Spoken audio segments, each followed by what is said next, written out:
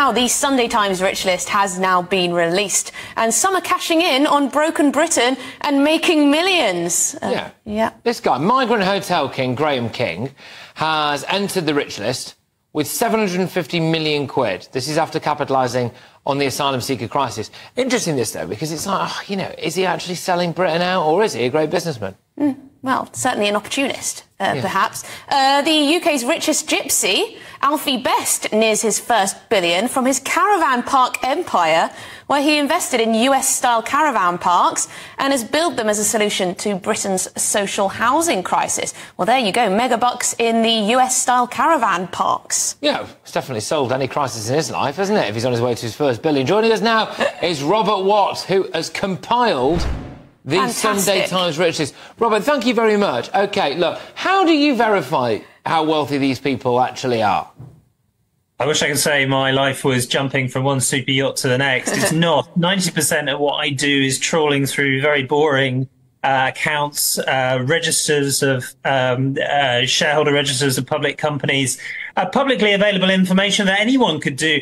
I guess, and then forensically monitoring the sort of financial press as well. But also about 50% of the people on the Sunday Times Rich List talk to us about their valuation. We've been doing this a long time. We've been doing this for 36 years. A lot of those people consider what we do to be a matter of public record.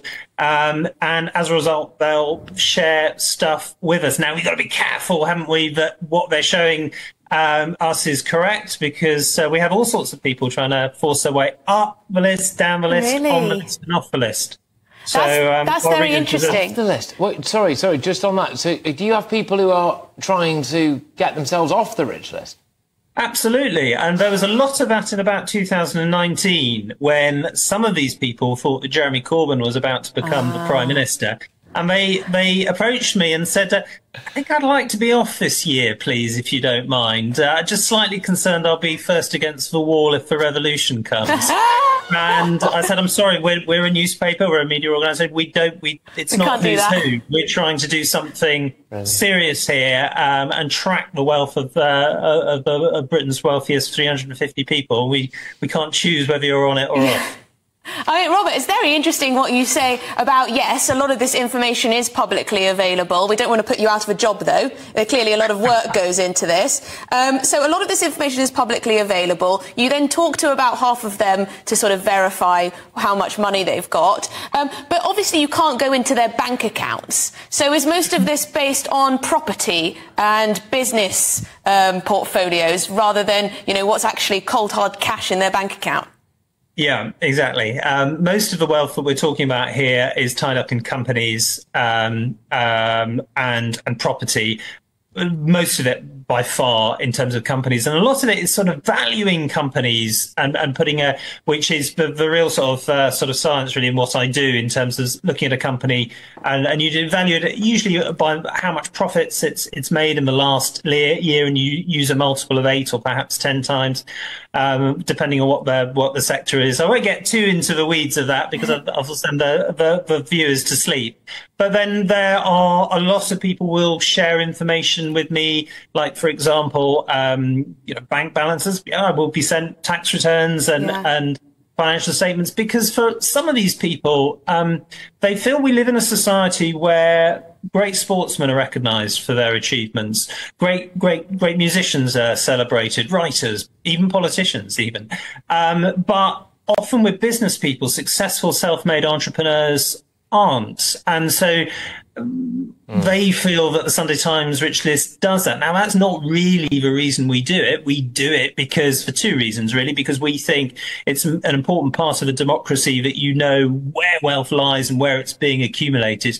And we know that also that a lot of our readers find particularly the self-made entrepreneurs on our list, and that's a majority of the people now on the Sunday Times Rich List. They find these people inspiring.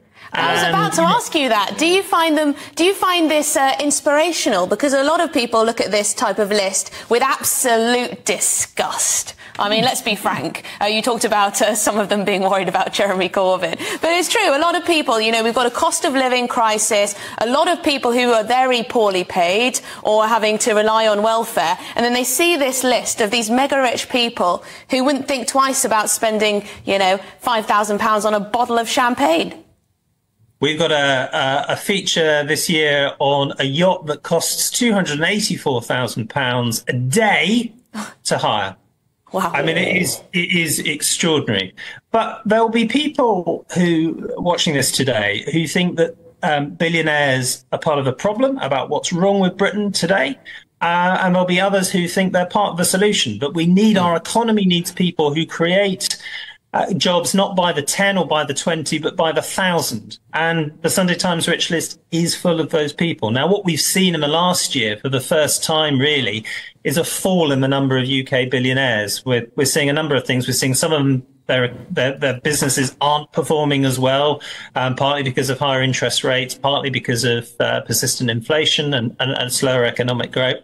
But we're also seeing some of the global super rich who've come to the UK in recent years have left. And we're also seeing fewer of the global super rich coming to here. And it's an interesting debate, isn't it? You know, do we as us muggles, do we benefit from having these people? Well, actually, some of them we really do. And we would struggle to, our economy would struggle if more of them left. Could I just one final one with you? Because there was, well, a few that stand out to me, but one that I just thought was particularly interesting was this migrant hotel king, right? Because this is an industry that presumably didn't really exist a few years ago, and he's managed to, you know, smash it, hasn't he, really? I mean, what? 3.5 million a year? No, I think 3.5 million a day. A day, sorry. A day. Yes. Could you just shed a bit more light on this guy, then, please?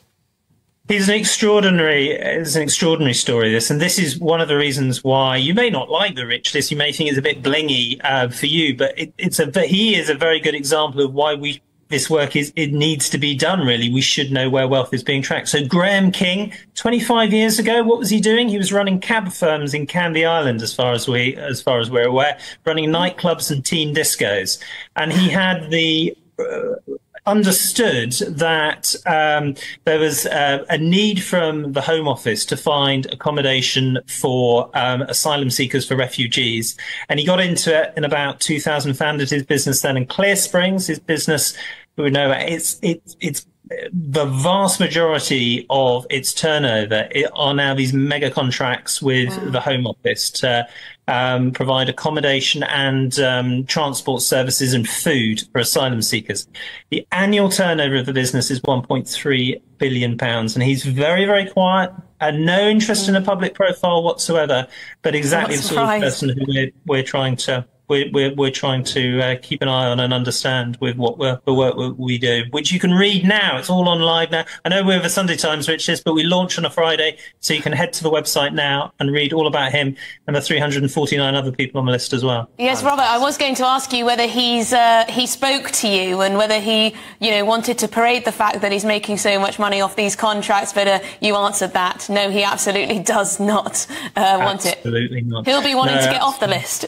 Well, I don't know. He's not engaged with us anyway. We tried many times to talk to him, but we spoke to people who around him, people who even people who've been working in his premises. And there's a great profile of him and the business on the Sunday Times website now, which is a good read. Now there are some really more inspiring entrepreneurs as well. If I could just mention one, a lovely husband and wife from Sheffield, who the mum's was a nursery teacher, and she said getting good teaching aids to take to the nursery was really, really hard to find. So her husband John started making them for her before he went to work as a solicitor, and late into the night.